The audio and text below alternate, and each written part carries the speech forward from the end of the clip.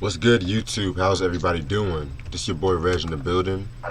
Got my people Ashley, got my homeboy Tribe with me. Oh, That's good.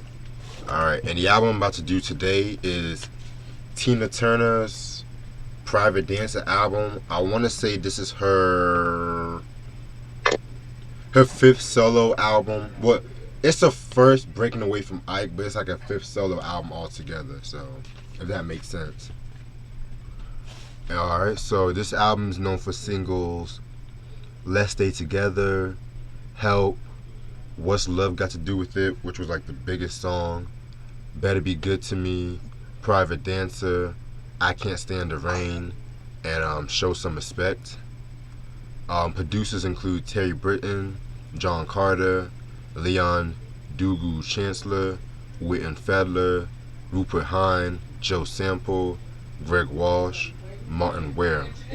Alright, give me one quick second. I gotta do some hit on one thing right quick. But y'all can tell how y'all got into Tina Turner and I'll catch up with y'all. Okay. you want What was that? Jesse, you want to go first? Okay. I've heard of Tina Turner, of course, through some of her stuff she did with her former husband Ike Turner, of course. And my dad, he played the song "What's Love Got to Do with It" a lot around the house when I was a little kid. I told Reg before this. I think my dad had this album on vinyl at one point, or either cassette. I don't know, and I don't know if he still has it. And of course, I knew the movie about her life with Angela Bassett and Lawrence Fishburne, of course. And this is my first Tina Turner album I listened to today, pretty much. So I'm just ready to talk about it tonight.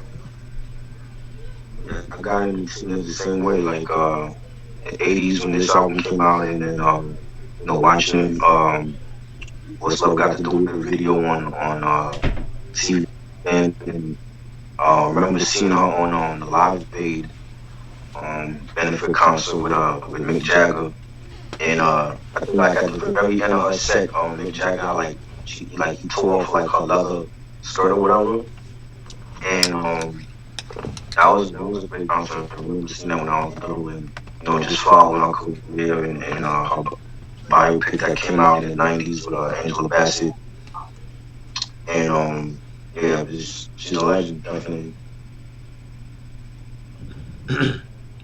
Both y'all already went, right? Yeah. Okay. To me, I got into Tina Turner by. I want to say the first song I've really heard was the song "A Fool in Love," the one with Ike and Tina Turner, and then all of a sudden, the "What's Love Got to Do with It" era, where everybody was on that era and shit like that, and then also people just wanted to quote the "What's Love Got to Do with the" movie, and just slowly but surely just got into her music and whatnot. Alright. Now Tina Turner.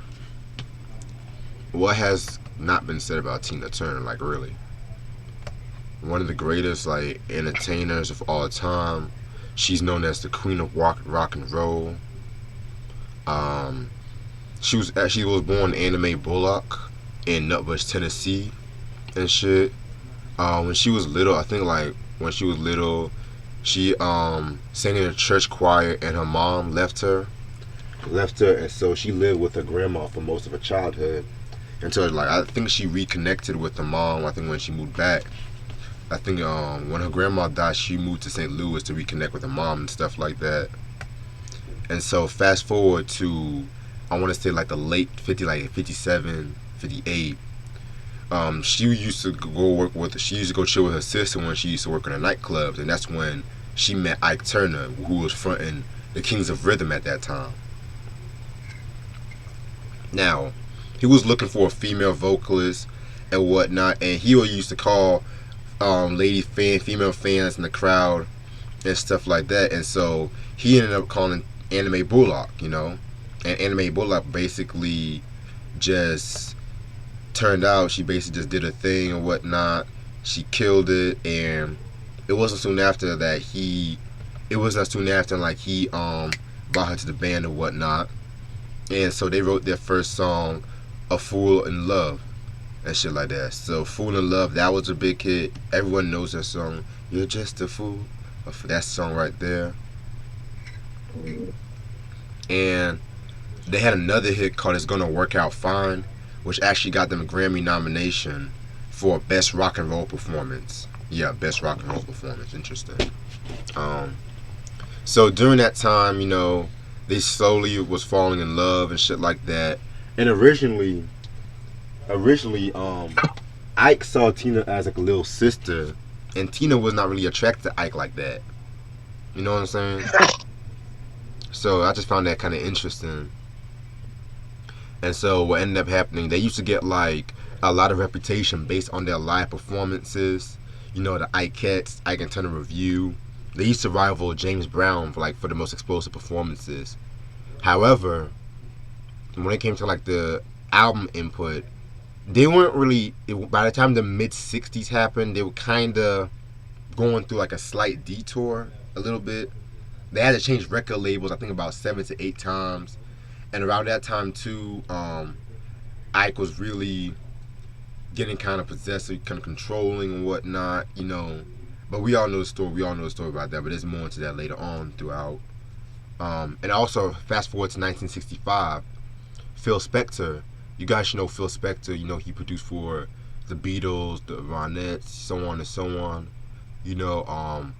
He actually wanted Tina Turner to record a song he wrote called "River Deep, Mountain High." Now, everyone should know this song. This is, in my personal opinion, this is Tina Turner's magnum opus, her best song, in my opinion. And yeah, and this was without Ike and shit, and Ike was kind of upset by it, of course. And surprisingly, the song was not a huge hit in the United States. It was more of a bigger hit in the United Kingdom. And a lot of times, most of Tina Turner's biggest audience came from the UK. And so they were touring with like the Rolling Stones, opening for the Rolling Stones and shit. Then fast forward to, I want to say 1968, 1969, yeah. Ike started like covering rock songs, to capitalize on that success. And so they came out with the album, and this was pretty much some of my favorite Ike and Tina Turner albums, like "Coming Together," "Come Together" and "Working Together," both released in 1970. "Working Together," I want to say that was the album with the cover of the Creedence song "Proud Mary," which they took that song out of nowhere. They took it out the park way better than the original, in my opinion. So yeah, man, around the late '60s to early to mid '70s, this is my personal favorite era from them, because that was when their music got like a lot funkier and got like a lot more darker and stuff like that. You know what I'm saying?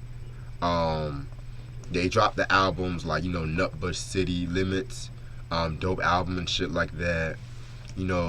Got some Grammy nominations too. In 1974, Tina released her first solo album under the Ike and Tina called "Tina Turns the Country On." That got her like a Best R&B Vocal Performance nomination and shit. And around the time too, that's when Ike's drug habit was going off the radar and stuff like that. He started like abusing Tina a lot more. This resulted in an infamous incident that happened in '76 when they were on their way to a hotel, and y'all know the story. Like, they put their hands on each other and stuff like that, started whooping each other's asses and shit. And that's when Tina actually left Ike and shit like that, had to hit at a friend's house, and she filed for divorce and stuff like that. And the only thing that she kept through that divorce was her fucking name.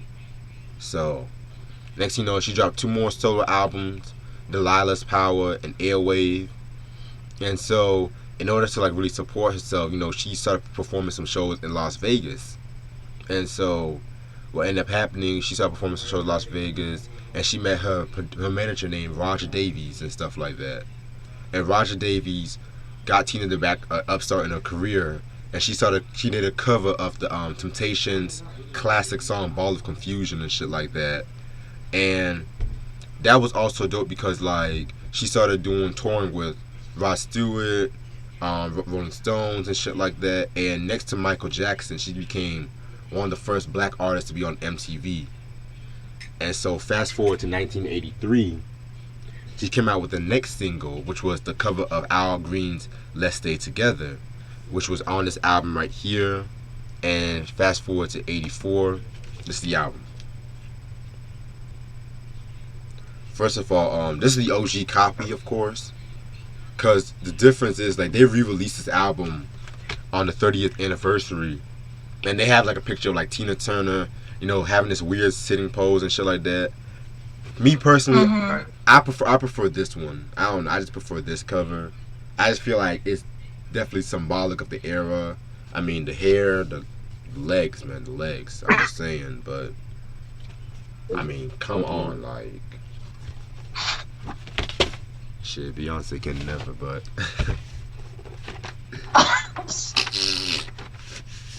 so yeah, this is the 30th anniversary picture. Yeah. I mean, I personally don't like this as an album cover and shit. Like I said, I would prefer this cover right here, but that's just me personally. Right. All right, so and if you guys are familiar with like a lot of Tina Turner's music, a lot of songs she likes to do like a lot of cover songs and shit like that. So just let everybody know. All right, so let's see how many songs. Okay, so 9 songs. But the weird thing about this, actually, never mind. I was looking at something else. Okay. All right, so 9 songs. Y'all ready? Yep. All right. Track number 1 is gonna be "I Might Have Been Queen." This is a very dope song and shit like that, where it's just telling her autobiographical story and shit. How she came about, life in Nutbush. How she got with Ike Turner. Yeah, I personally I like this song and shit. It just had that very upbeat '80s R&B feel to it or whatnot. So yeah, pretty dope track. I like it. Real. I like it. It's real energetic. I like the beat. The guitars on it, the bass line. Great way to start off the album.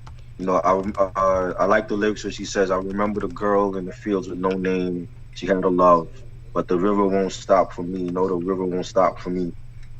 Real nice background, soulful vocals as well. I love it, man. Just a great song to start the album off. I agree.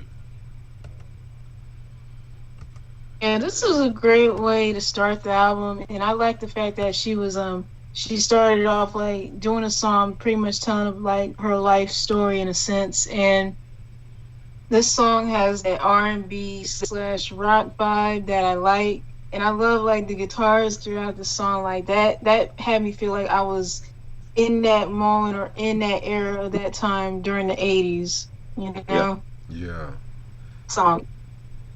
Yeah, man. Like, and that was it's crazy how you mentioned that, Ash, because a lot of '80s R&B albums they was trying to incorporate like a lot of guitars, like we recently mentioned Tina Marie's Star Child album and stuff like that, Mhm. and Yeah. yeah, that had like a lot of heavy rock influence and shit. And with albums like Thriller and Purple Rain coming out, people wanted to capitalize on that shit like that. You know what I'm saying? Yeah. So, and now we got Okay. into the most famous song in her career. I want to say her signature track. What's Love Got to Do with It? Man, what can be said that has not been said about this track? Love this track right here. Everybody has sang this track. It's been appeared on movies and TV.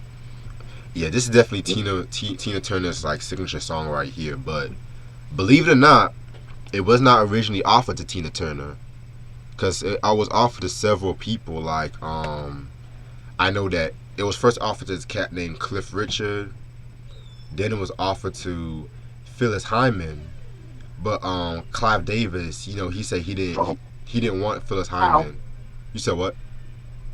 I said, wow. Yeah, he didn't want Phyllis Hyman to like really record the track.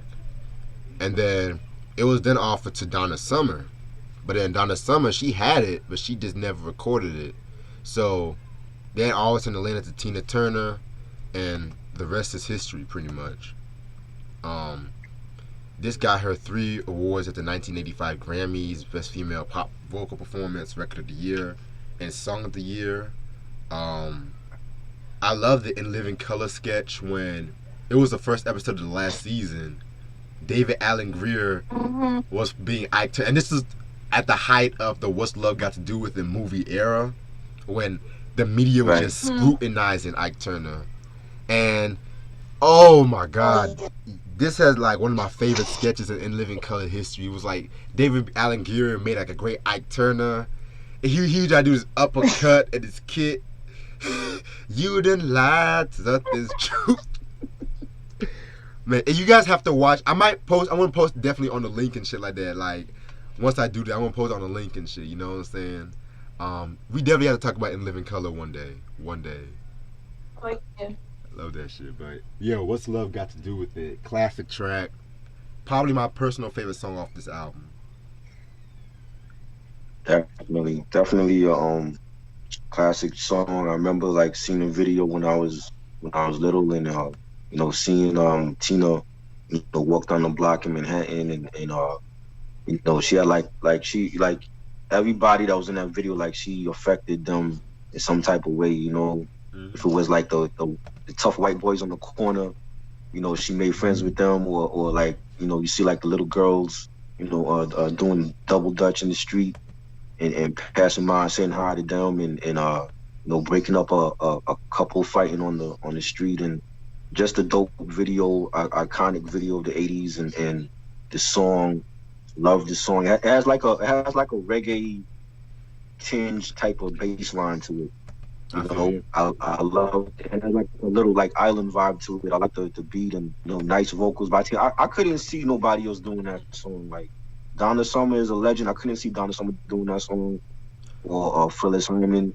I think it definitely fits with Tina's voice, and that's like one of her biggest hits ever. Like when people hear that song, they automatically they know it's Tina. You know what I'm saying? It's just like her signature song, like you said. Sure. And I think deep down, not just with this song, but with a lot of other songs on this album, like if you listen to the lyrics, like you can tell she's taking shots at Ike. You know what I'm saying? Even on this song, like, I mean, at least to me, when she says like I've been taken on a new direction, but I have to say I've been thinking about my own protection. And I just feel like low key's like she who she's talking about, like getting out of that bad relationship with him and starting fresh and she found her liberation as a woman and her freedom, and I think she expressed that a lot, going forward especially on this album, and that, I think that's why the album was so big for her. And I like the nice harmonica solo on the song as well. It was dope. Just a great song, man. I love it, man. Just it's a classic song. Everybody should know this song. Yeah, I agree. Definitely.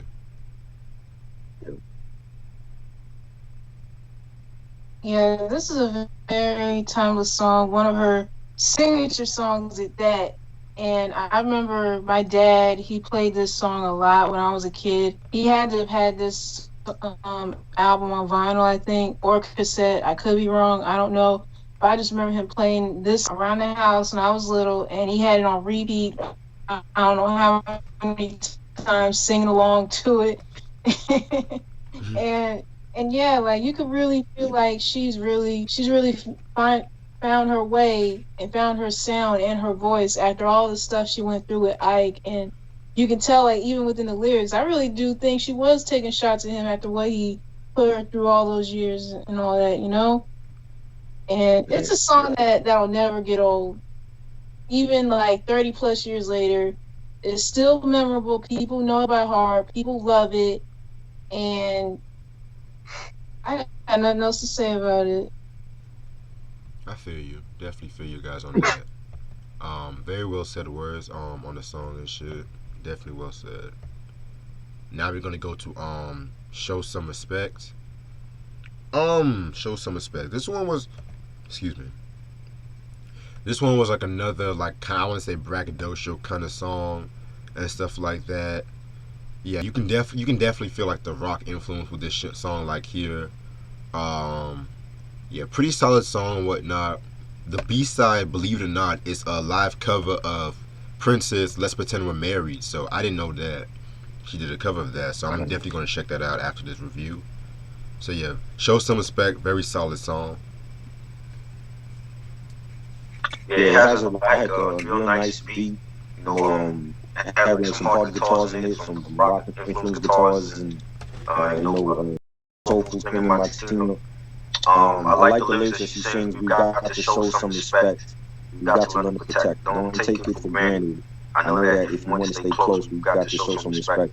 Just a dope song, and it, like they have the video. The video is the live version. I like the live version, but the live version is dope. But just a real solid track on here. Okay, I feel you. Show some respect. It's a very great rock influenced song. I love everything about it, from the guitars to Tina's vocals on here, as well as like the message to the song. Like yeah, like when with just anybody, people want respect in some way or another, and you just at the end of the day, you gotta show respect for people or whatever it is. Like regardless, like don't like even in the lyrics saying don't take it for granted. Like she was telling the truth in this song.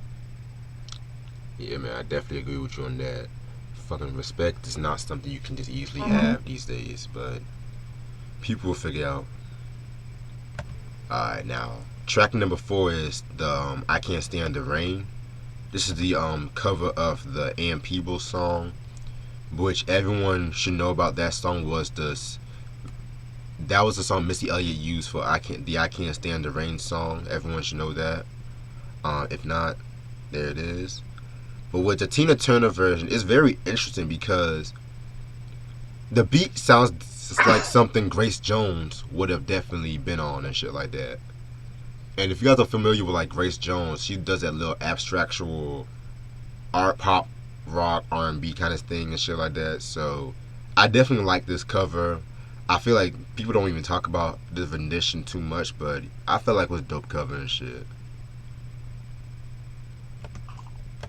This is definitely a dope song. You know, nice track. It has like a I don't want to say yeah, man. It has like a real techno-ish vibe to it a little bit. Mm-hmm. Like keyboards, you know, keyboard solo on the drum. I like the lyrics where she says, "Hey, window pane, tell me remember how sweet it used to be." And you know, hearing this song, you know, it always reminded me of the Missy Elliott song. That was like a big hit from Missy, like her first big hit. Right. And I think it's a dope track. I think it's a solid track on it. Okay. Yeah, there are only certain number of artists and certain songs that people are able to cover and to pull it off phenomenally. And I give Tina credit for doing this song. It was a great cover, and like the minute I heard it, all I kept thinking was Missy Elliott's version of "I Can't Stand the Rain." That was pretty much what I was thinking whenever I kept hearing it today, and it was a great cover that Tina pulled off. I commend her for doing it. It was not terrible. Facts. Yeah, man. Like this whole album so far has been so good so far. So, next track we got is "Private Dancer." This was another big hit from the album and stuff. Originally this song was for Dire Straits. I don't even know if I'm saying the name right. Dire Straits. Am I saying it right, Char?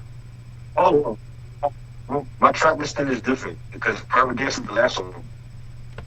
Hold on, let me do it.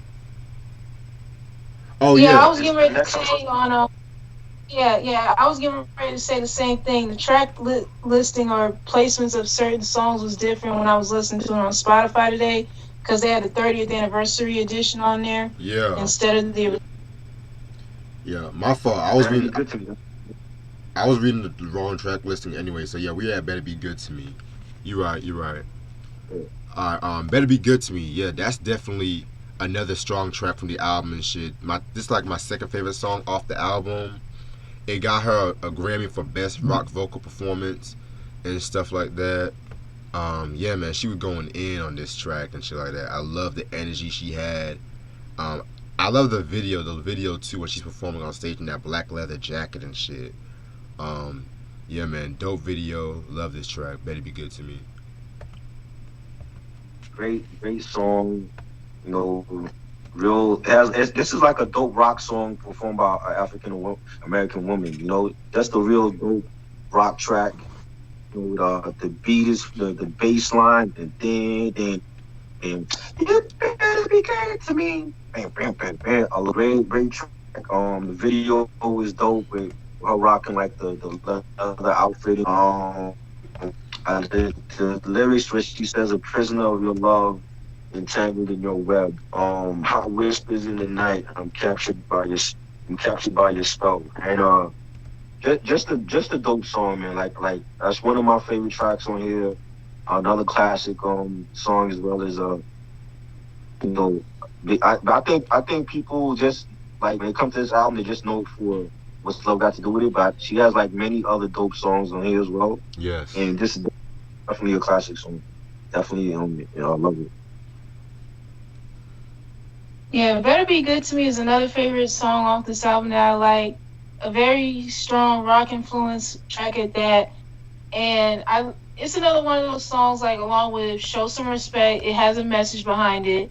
And I really felt that this song, she was also talking about Ike as well, because yeah, I really think that, because, like, he wasn't good to her.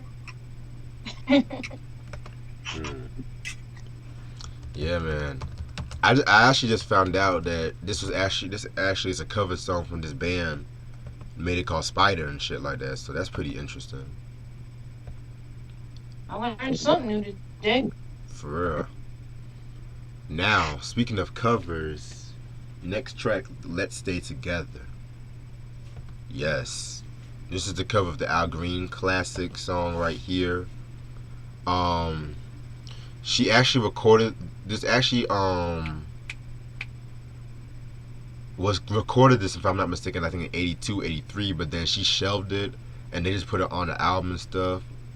As far as covers go, this is actually a very unique cover again, because she made it like more of like a synth pop kind of song and shit like that. I like that little instrumental, the little like slow rise from the beginning of the song when she's just talking and shit like that, or saying the first couple of lines of the song and shit. Yeah, man, out of all the covers of Let's Stay Together, this is probably like the best one in my opinion. I thought it was a real funky rendition. You know, I still prefer the OG by Al Green. I think that's one of the best love songs ever. Of course. But Tina did her thing. You got to give her E for effort. You know what I'm saying? And I mean, I'm pretty sure there's worse renditions out there of that song. So right. I definitely think it was dope. She put a little funky twist on it, so it was solid. That's what's up. Yeah, of course I've heard the original by, of course, Al Green of Let's Stay Together. I commend Tina for pulling it off, because I just never would expect her to do a cover of this particular song. Cause I know she done covers of other songs, of course, like The Temptations' Ball of Confusion and Disco Inferno and many other countless songs that we've all heard before. She did a great job with it. There was nothing wrong with it at all. She really pulled it off. I definitely agree with you on that. She definitely pulled it off, because I don't know, like certain Al Green songs, in my opinion, I love Al Green's music, but when niggas be covering his songs, sometimes they don't add nothing to it and shit like that. They really don't add nothing to it, and so I feel like Tina just done something different and out there with this one and shit. So yeah, I definitely commend on this. Now we get to Better Be Good to Me. Yeah, Better Be Good to Me. This was a very dope song. Originally. Wait, didn't you talk about that? Yeah, 84. What? Oh shit! I'm tripping. I'm tripping. I'm so sorry. I'm so sorry. Okay, 1984. Yeah. Okay. This is the cover of the David Bowie track. Cover of the David Bowie track. That was from the Diamond Dogs album. Dope David Bowie album. I've done a review on that a while back. Um, yeah, I felt like this was another dope cover. Not my favorite, as good as Let's Stay Together, but I definitely felt like this was another dope cover. Capitalized on her rock image and shit like that. So yeah, man, very cool and shit. Yeah, this was dope. Real fast track, real energetic.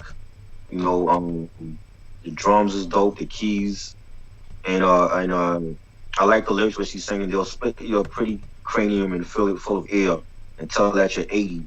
But brother, you won't care. You'll be shooting up everything. Tomorrow's never there. And it sounds like, I mean, for that time in the 80s, it sounded like one of those end of the world. What's the word I'm looking for? Like Pop type song. post-apocalyptic.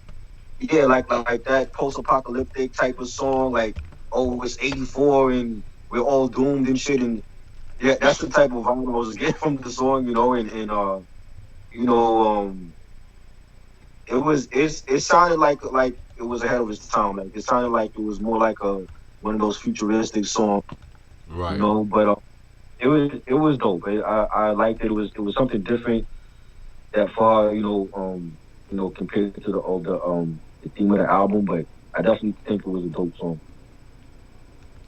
Okay.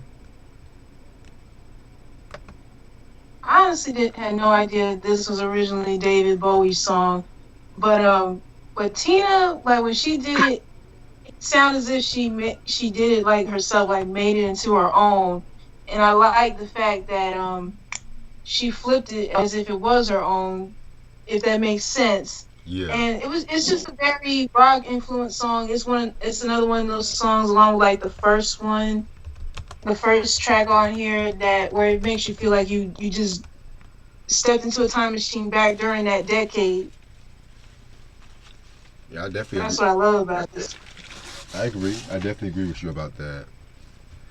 I definitely find it ironic how Bowie cover made a song in '84 and '74, and then she actually covered the song in '84. So definitely find it ironic, but it's kind of cool though. Then we get into Steel Claw.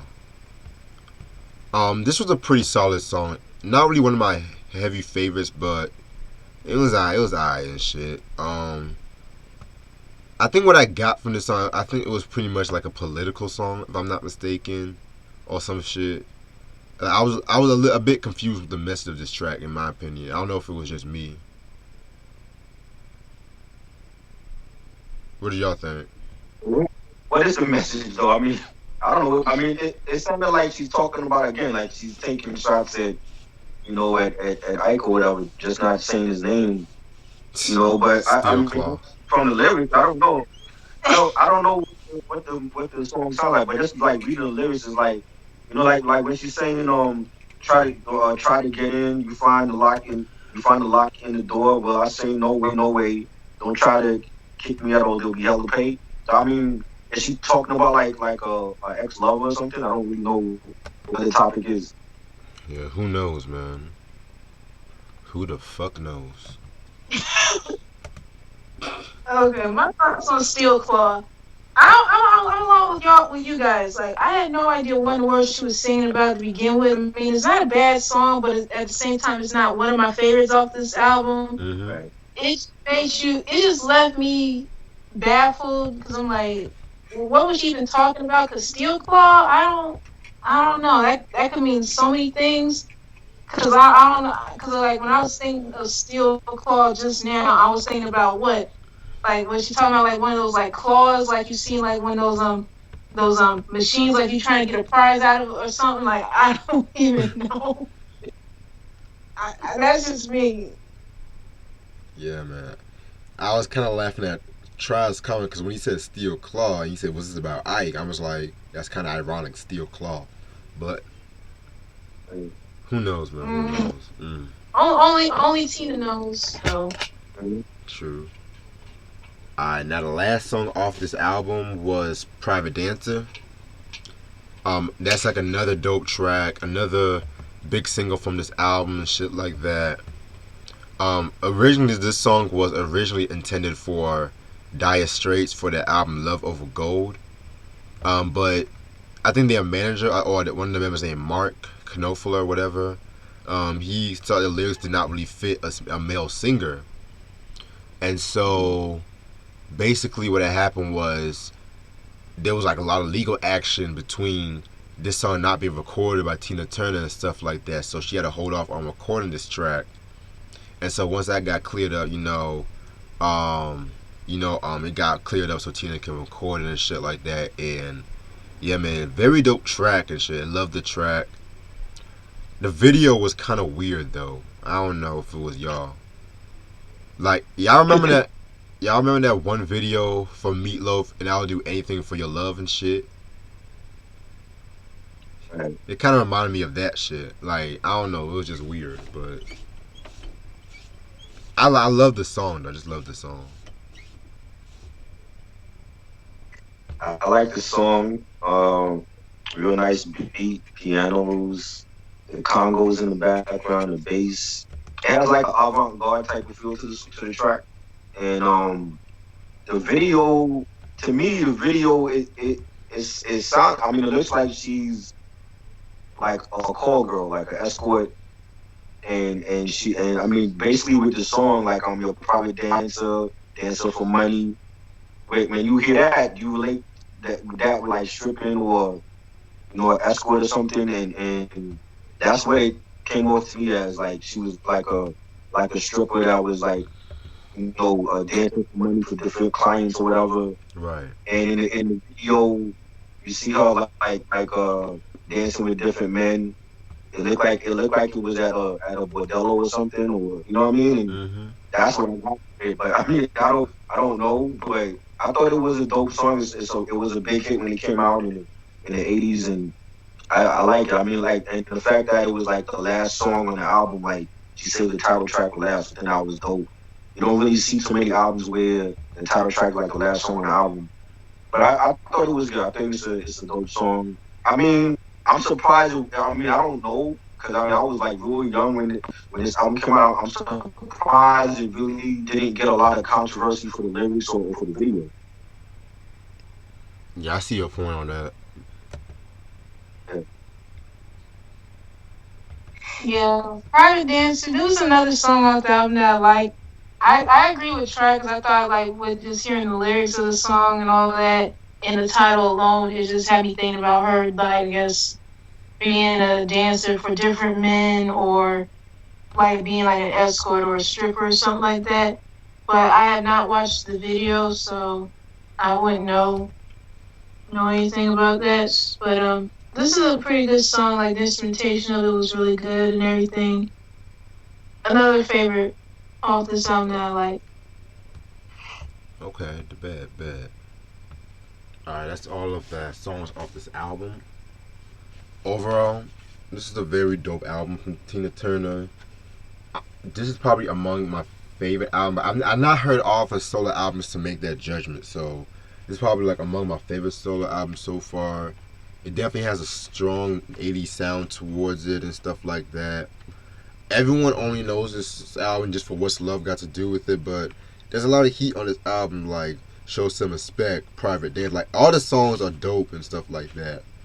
So I would definitely highly recommend it. Production is very mixed, very clean for 1984 and shit, you know what I'm saying? So highly recommended, must have in your collection.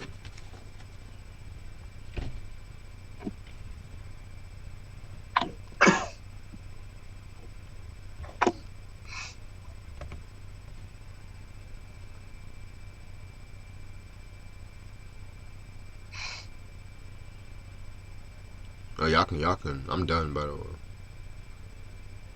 Oh Okay, yeah. I'll All right, go ahead, Ashley. No, you go. No, I was just saying that yeah, it's a solid album, and it's I think people don't really or they forgot about the album. But I definitely feel like it's a classic album. Private Dancer, and You Better Be Good to Me, and What's Love Got to Do with It. Definitely solid tracks, and Tina Turner's a Hall of Famer, and I like it. I like the album. I think like I said, like it doesn't get more recognition, or it used to, but I feel like now people kind of forgot who Tina Turner was, and I'm glad that we were able to discuss who she is, because she's a legend. So definitely a great album. Facts. This was my first time ever listening to a full-fledged Tina Turner album, and overall, this is a pretty great album. I could not find anything wrong with it, and it doesn't have any bad songs at all. Everything from start to finish, it just came off beautifully, and I'm surprised not a lot of people really like know this album like that, except for What's Love Got to Do with It, even though it's a timeless song. She had a lot of other hits off here that I didn't even know about until today, and that a lot of them are really, really good. None of these songs are terrible. Like, there were some that I didn't know she did covers for, like the David Bowie 1984 song off here, which I like as well. Among us, Show Some Respect, Better Be Good to Me, and of course the title track, Private Dancer. I mean, if anyone who does not know who this woman is, I highly recommend them listening to this album first. No one will be disappointed in it, because it's that great.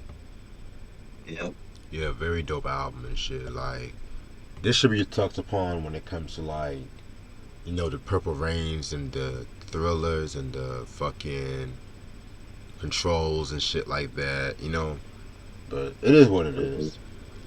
Mm-hmm. Alright. Try, you say you had something to show, by the way? Yeah, I wanted to show. I had came across this YouTube video like last week about vinyl or whatever. So like not the vinyl itself, but like the album covers or whatever. Mm-hmm. I went to the supermarket. I had picked up. You can use Lysol, the Lysol disinfectant wipes. Right. Not the Clorox one. The Clorox one it'll bleach the album cover. So you want to use like the Lysol disinfectant wipes or whatever. Yeah. And what you do is, I'm gonna show you how to do it. What you do is you take one of the wipes or whatever, and you gotta squeeze out like the liquid out of it or whatever. Facts. When you squeeze it out, make sure you get all of it out, and then you can. I'm gonna use it on the Tina Turner album cover. You can just wipe the album cover, and you can wipe the back of it or whatever, and it takes out. Well, this one's not really dirty, but it takes out like any like mold or like dirt or whatever that's been laying on the album cover for like for however long you had it or whatever. Right. And it smells good. It has like a nice smell to it as well. So it'll make like the albums smell good as well. So, but that's basically how you clean it off. Like I said, like just use the Lysol one. Don't use the Clorox one. The Clorox one will mess up the album cover. But you can just wipe off the album covers. With the cloth. You have to make sure that you squeeze out all the liquid out of it, and it'll just come right out. And I thought that was a dope thing to show, because I know like Reg, you collect a lot of vinyl or whatever. So if anybody wants to know how to clean the album covers, that's the way to do it. I bet. Appreciate that lookout though. Appreciate it. Yeah, a little dirt on it, but not that much. True. I also bought some albums I was gonna show you guys and shit like that. This is albums I already have, but I went to my dad's crib the other day and I picked them back up because I didn't show it among the recap and stuff like that. So, first album is Marvin Gaye's In Our Lifetime, released in 1981. Oh, okay. Yeah, this one was his last album on Motown Records and stuff like that. Um, Originally, this album was supposed to have been called Love Man. It's a long story with this album and shit, but I'm just gonna give you like a little synopsis. After the disappointment, the commercial disappointment, he my idea. They wanted him to like do like a disco album, so he did an album called Love Man that was originally supposed to come out in '79, but he was going through like a lot of tax stuff, IRS shit, and so he had to like go into recluse, and he ended up recording this album and shit like that called In Our Lifetime and shit, which was supposed to be like a more political album, but fucking Motown, they tried to add some unnecessary synths to the album and they rushed the release, and that was like the straw that broke the camel's back with Motown and stuff like that. So the album came out. In my opinion, I kind of see this more like a continuation of what's going on. In my opinion, first of all, the album cover is amazing album cover and shit. So yeah, the singles album was known for was Ego Tripping Out, which was originally supposed to have been on the Love Man album, Praise, and Heavy Love Affair. Again, very dope album. This is In Our Lifetime, 1981. If you guys find it in stores, you must have your collection. This is like one of his. At first I kind of slept on this album, but it's a very dope album and shit. Then we got the Jackson 5 with Maybe Tomorrow. This was released in 1971 and stuff like that. Yeah, one of my favorite Jackson 5 albums and stuff. This one, they were really like, they got really soulful with this one and shit like that. Singles album was known for was I Know Never Can Say Goodbye. That was a single. Everyone knows that song. Maybe Tomorrow, and that was it. Some of the corporations and how Davis Bell's production, and if you guys are Motown fans, you guys should know who the corporation was and all stuff like that. Yeah, man, a lot of people sample from this album. So Jackson 5, Maybe Tomorrow. Then last album is Ray Charles, Modern Sounds and Countries and Western Music. This was released in 1962. You guys should know who Ray Charles is. Legendary soul musician. R.I.P. to him. Everyone should know. Have seen the movie Ray and shit like that. They probably know him from that. Yeah, this album, a lot. It's probably my favorite album from Ray Charles because what he did, he kind of covered like country and folk songs and stuff like that, and made like an R&B and soul vibe and shit. Very unheard of in 1962 and stuff like that. Singles albums known for was I Can't Stop Loving You, Born to Lose, You Don't Love Me, and Careless Love. Yeah, and if I'm not mistaken, this is actually his best-selling album too. So, yeah, man, very dope album. Love this album. Ray Charles, Modern Sounds and Country and Western Music. And that's it. Oh, Yeah, man. Yo, Try, I think you probably like that Ray Charles album and shit.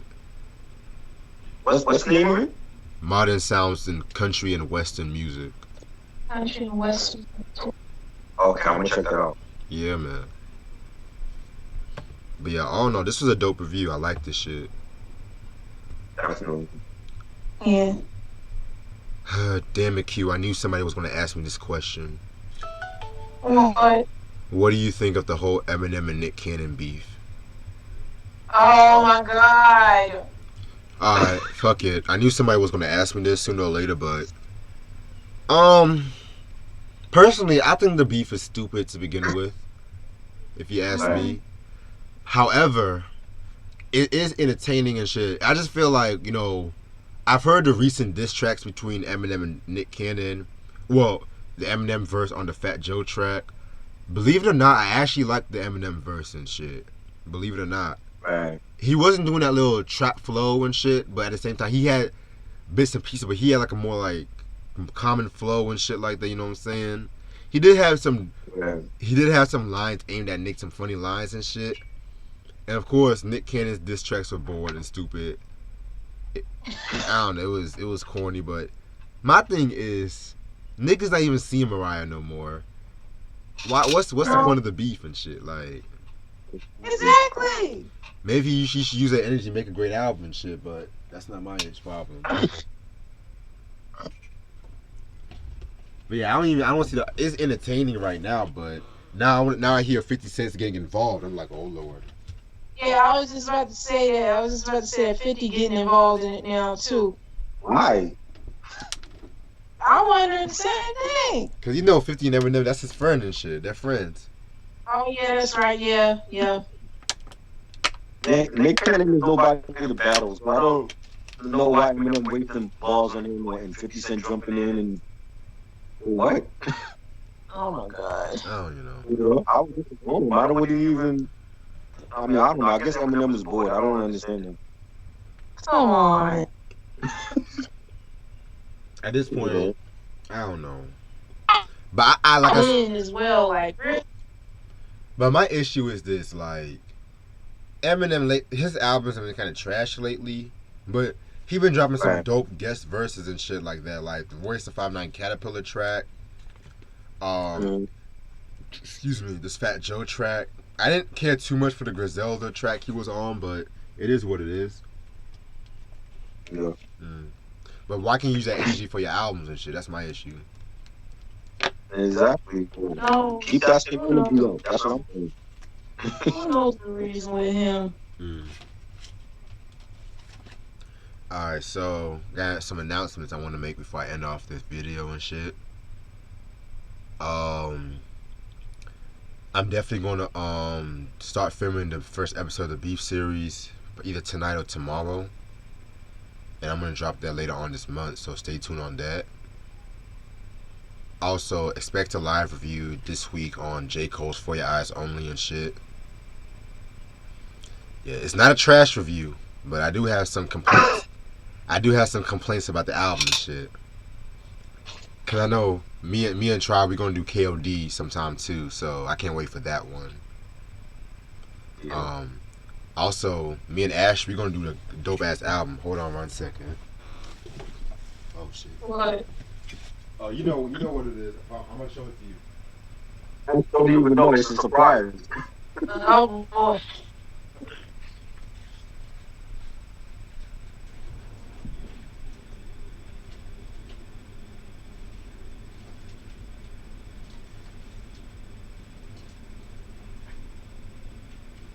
This is killing me. You just finding out. Yeah. I don't know what it is either, so I don't. You know how Greg do with these surprises. Yeah, we Oh, you gonna gonna slip. Oh! Yeah, we gonna do this one and shit. Okay. Yeah, this is gonna be an interesting review. I know like a lot of people have their complaints about this album, but oh yeah, you'll be surprised. A lot of people don't like this album, but that's what we do. I want to give my thoughts on it. And also I know Try has some news too about the You Know What coming out. What? What's that? You know the CD hall and shit. Oh yeah. That's gonna. I want to do that. Like, I mean, well, you ready to do it now, though, right? I mean, like I said, I got all of my CDs I got right now, so I'm we can do it whenever you want. I'm down.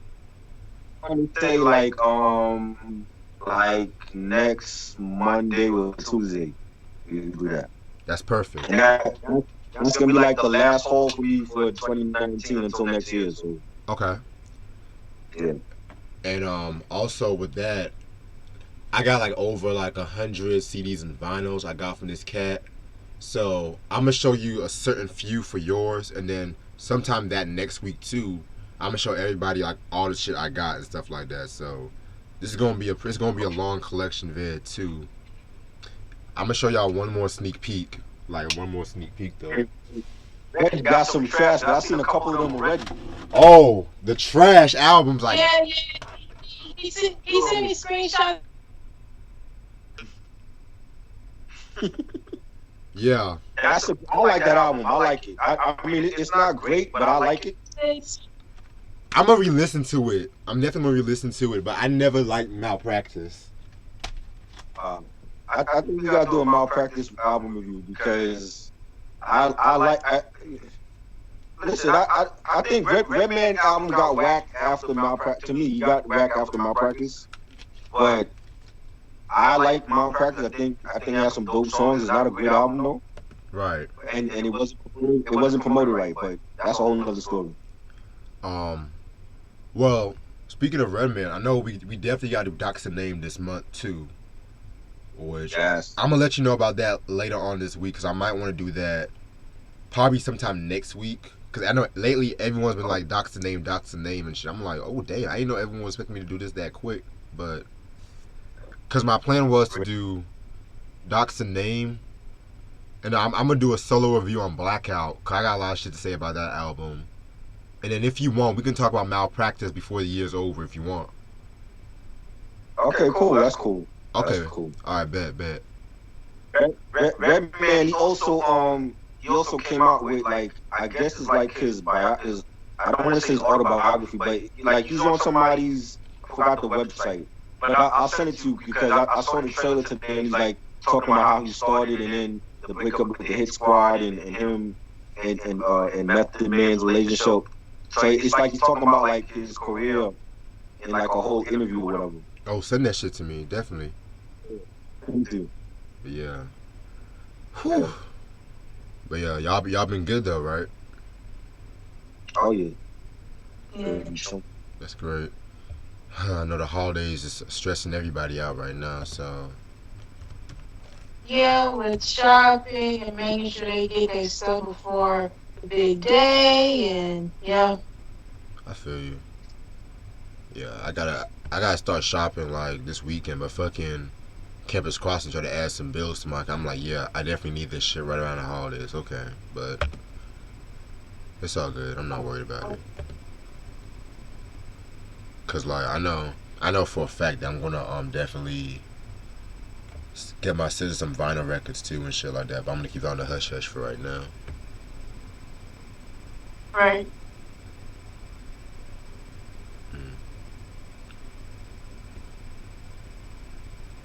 By the way, I just want to say a one public service announcement. Like it's regarding this rapper named Juice WRLD that died recently and shit like that. Um, these kids today they need to stay away from drugs. Like really, need to stay away from drugs. And I just feel like a lot of this emo rapping, just glorifying that shit right there, like the Percocets and shit. And whether or not like he got scared the feds was coming and whatnot, I just feel like a lot of rappers need to be careful of the drug use and shit. We need to stop glorifying that shit. You know what I'm saying? Because we already lost Mac Miller, and then we lost this cat right here. Yeah. And it's just like it's getting too much and shit. So, like I said, I'm not a big fan of his music. I never really heard his music like that. But I just want to at least give my condolences to his family and whatnot. So, facts. Go on at age 21. Right, and he died like days after his birthday too. That's crazy. God. For real, cause he was born like December 2nd and he died like December 8th and shit. So like not even a week after his birthday? Oh wow. Nah. Also, fucking, I've been hearing Lizzo's ass everywhere and shit like that. So, was Literally. seeing Literally. Lizzo's ass. Let me stop. Lord. Oh my god. Lord. I have nothing against like big women and shit. I love thick women and shit, but in my thing, that is not the place to be showing your ass at a Lakers game or whatever game she was at.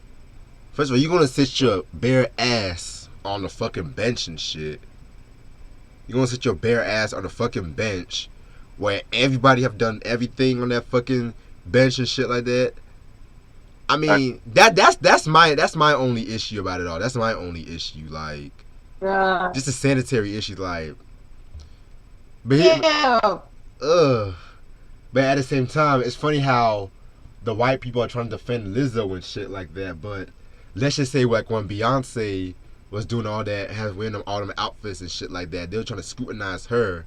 But you know, the white people, they consider Lizzo the safe one. If y'all know what I mean and shit. Beyonce got class. I don't think Beyonce would ever wear Yes. assless pants to a Lakers game or in public. That just Oh, I'm I not don't saying know. I that. don't, It's you just know what I'm like, saying? I just think right, and even how they scrutinize Megan Thee Stallion and shit. right. But it's okay. These white people, they try to always try to have what we have and shit. Like they're over here trying to make Kanye and Kim the next Jay-Z and Beyonce, and it's kind of laughable at this point. But other than that, I'm about to call my mom before she actually goes to sleep and stuff like that. So it was done for you though doing this video with y'all. Yeah. Shit. And like I mentioned before, this is Tina Turner's Private Dancer, 1984. Respect this legend. She recently turned 80 years old. Fucking 80 years old. And she's still looking good. That's all I'm saying. As usual, you know, just end it off like this. You know, stay away from the Percocets and shit. And I want to say thank y'all so much for watching this video. It's your boy Reg here. Peace. Have a good night. Click that subscribe button and that like button.